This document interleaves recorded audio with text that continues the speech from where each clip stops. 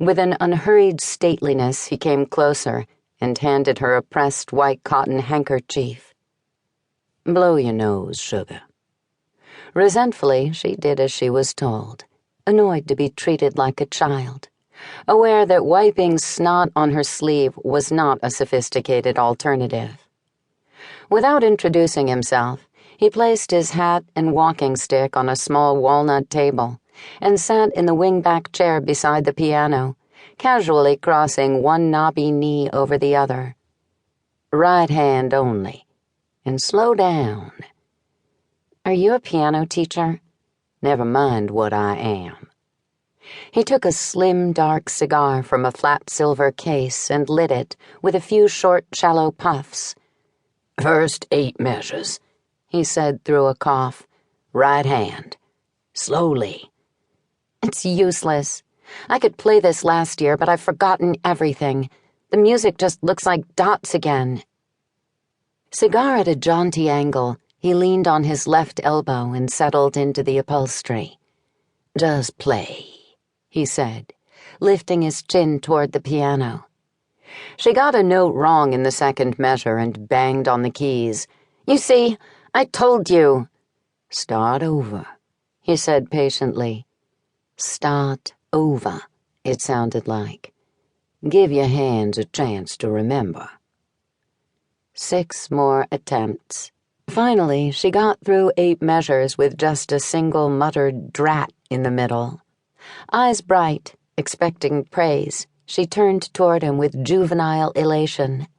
"Better," he acknowledged neutrally. "Now the left hand. Slowly." She applied herself to the bass clef.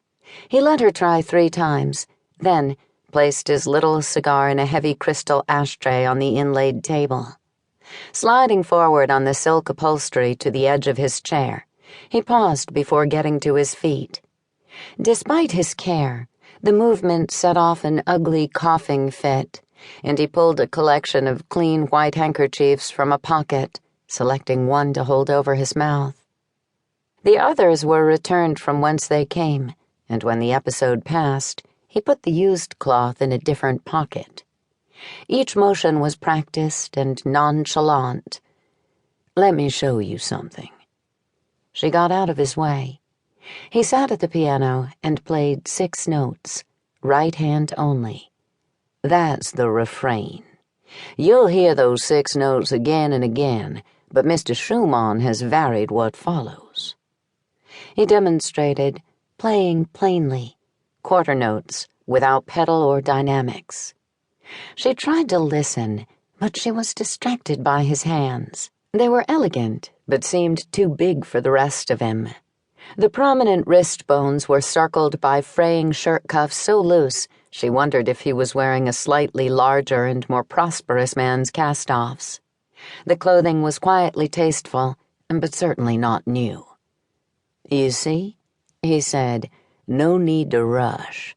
And there are those 6 notes again." He played it all the way through, explaining the structure and the harmonies. His voice was soft and his diction blurred, but his language was precise. The music had her attention now, becoming clearer with his comments.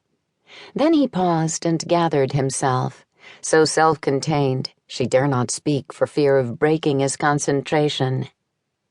"And this," he said gently, "is the way my mama taught me to play it, as though a child were sleeping in the very next room."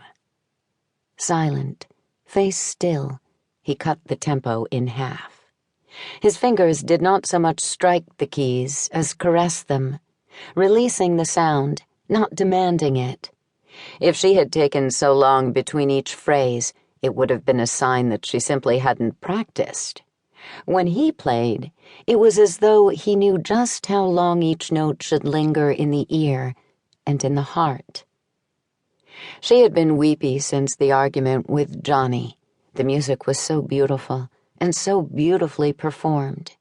She sank back into the chair and began to cry again, though not as noiselessly as she hoped, for the gentleman heard the shuddering sniffle that escaped her. "Yes, it is more